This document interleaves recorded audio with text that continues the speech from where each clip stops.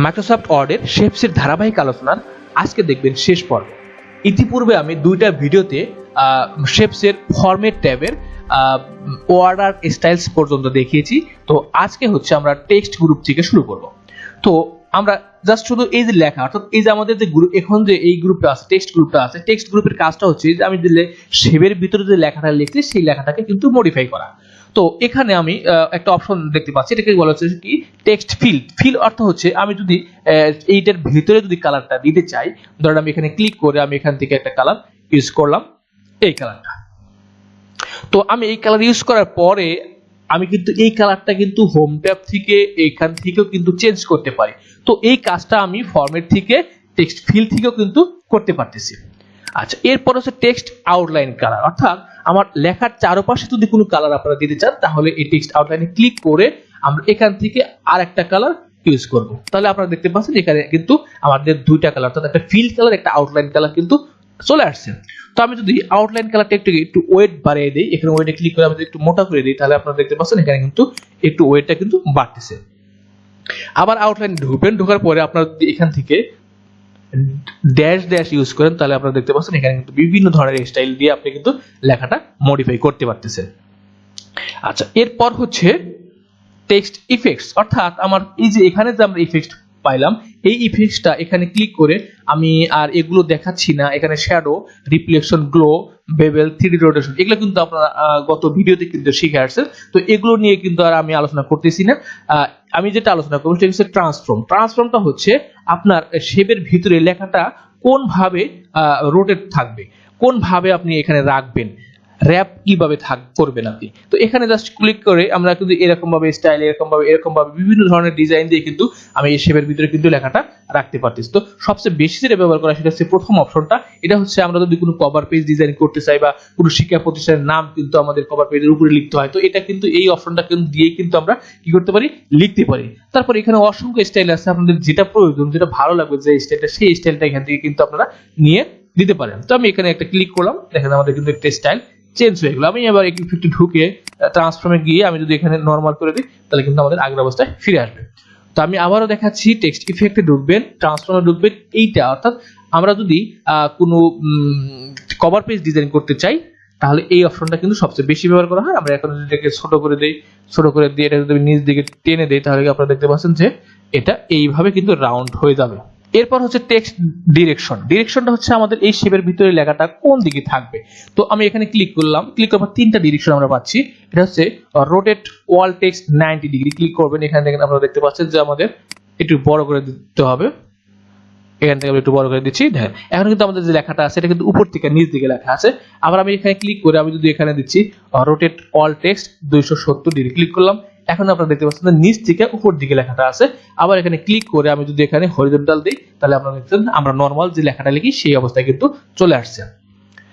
আচ্ছা, এরপর হচ্ছে কি অ্যালাইন টেক্সট, অর্থাৎ আমাদের এই যে শেপটার মধ্যে যে লিখলাম এই লেখাটা আপনার শেপের ভিতরে কোথায় রাখবেন। এখানে ক্লিক করবেন, ক্লিক করে দেখেন আমাদের টপ মানে হচ্ছে উপরে থাকবে। আবার এখানে ক্লিক করে মিডল মানে হচ্ছে মাঝখানে, যে প্রথম অবস্থায় থাকে যেখানে, আবার ক্লিক করলে কিন্তু বটমেও রাখতে পারবেন। তো অর্থাৎ এটা হচ্ছে আপনার অবস্থানটা, অর্থাৎ আমাদের যে এখানে যে অ্যালাইনমেন্ট গুলো আছে এই অ্যালাইনমেন্টের মধ্যে এখানেও আমাদের কিছু অ্যালাইনমেন্ট আছে। এখান থেকে আমি অর্থাৎ শেপের ভিতরে আপনি লেখাটা কোথায় রাখবেন। আচ্ছা, এরপর হচ্ছে কি পজিশন। তো পজিশন বোঝার জন্য আমাকে কিন্তু একটা ডকুমেন্টে কিছু লিখতে হবে। যেমন আমি এখানে কিছু টেক্সট নিয়ে আসতেছি।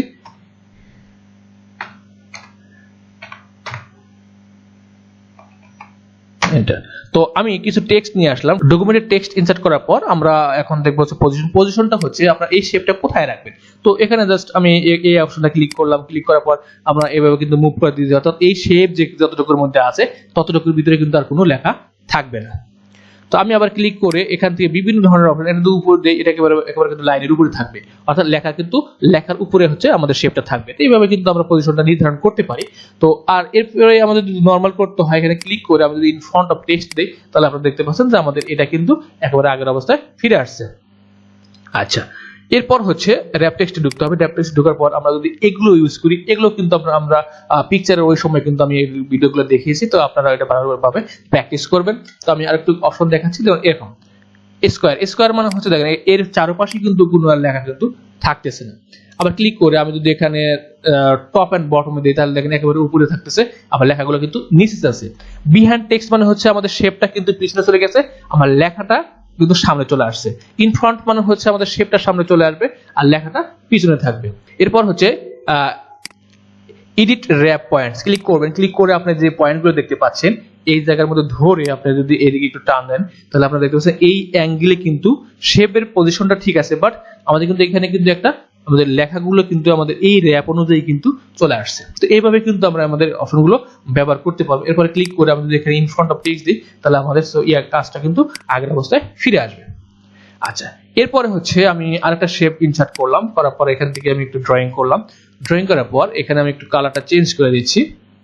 এখানে আপনারা দেখেন সেন্ড ব্যাকওয়ার্ড, ক্লিক করে আমি যদি এই শেপটাকে পিছনে দিতে চাই তাহলে সেন্ড টু ব্যাক ক্লিক করলাম, তাহলে দেখেন এখন এই শেপটা আমার এই শেপের নিচে চলে গেছে। আমি যদি আবার এটাকে উপরে আনতে চাই তাহলে আমাদের বিং ফরওয়ার্ডে ক্লিক করে আবার কিন্তু ফন্ট দিতে হবে, তাহলে আপনারা দেখতে পাচ্ছেন যে এই জায়গার ভিতরে কিন্তু আমাদের এই ওভাল যে শেপটা আছে এটা কিন্তু আবার সামনে চলে আসছে। তাহলে এগুলো দিয়ে কিন্তু আমি কোন শেপটা সামনে কোন শেপটা পিছনে রাখবো সেটা কিন্তু নির্ধারণ করতে পারি। এরপর হচ্ছে সিলেকশন প্যান, সিলেকশন প্যানে ক্লিক করবেন, ক্লিক করলে আপনাদের এখানে কিন্তু একটা অপশন অন হয়ে যাবে, এখান থেকে কিন্তু আপনি চাইলে ড্র্যাগ করে কিন্তু উপরে নিচে নিতে পারবেন। এটা আমি এখন কিন্তু আমাদের ওভালটা পিছনে চলে গেছে, আবার কিন্তু ওভালটা আমি উপরে উঠে দিই, ড্র্যাগ করে কিন্তু দিতে পারি। তো এরপর হচ্ছে এখানে আপনারা অপশন দেখতে পাচ্ছেন যে এই চোখের মতো যে আইকনগুলো দেখতে পাচ্ছেন, এখানে ক্লিক করলে কিন্তু এখানে হিডেন হয়ে যাচ্ছে, আবার ক্লিক করলে কিন্তু শো হচ্ছে। তো এখানে আবার একটা অপশন দেখতে পাচ্ছেন যে হাইড অল, আমি যদি এখানে ক্লিক করি তাহলে দুটাই কিন্তু হাইড হয়ে যাবে, আবার যদি শো অল দিই তাহলে আবার কিন্তু দুটাই কিন্তু চলে আসবে, দুটাই শেপ কিন্তু চলে আসছে। তো এইভাবে কিন্তু আমি এই সিলেকশন প্যানটা কি করব, ব্যবহার করব। আচ্ছা, এরপর হচ্ছে অ্যালাইন। অ্যালাইন হচ্ছে আমাদের এই শেপটা কোথায় রাখবো, জাস্ট এখানে আমাদের যদি ধরি অ্যালাইন মিডল, এখানে ক্লিক করে কিন্তু দেখা যায় যে মাঝখানে চলে আসছে। আমরা এভাবে কিন্তু দুইটা শেপটাকে সিলেক্ট করি, আমি যেমন আমি দুইটা শেপকে সিলেক্ট করতে হবে আমাকে এখন, যেমন কন্ট্রোল ধরে ক্লিক করলে কিন্তু আমাদের শেপ দুটো সিলেক্ট হয়ে যাবে। এরপর আমি অ্যালাইনে ক্লিক করে আমি যদি মিডল দিই তাহলে আমাদের দুটো শেপ কিন্তু একবারে মাঝ বরাবর চলে আসছে।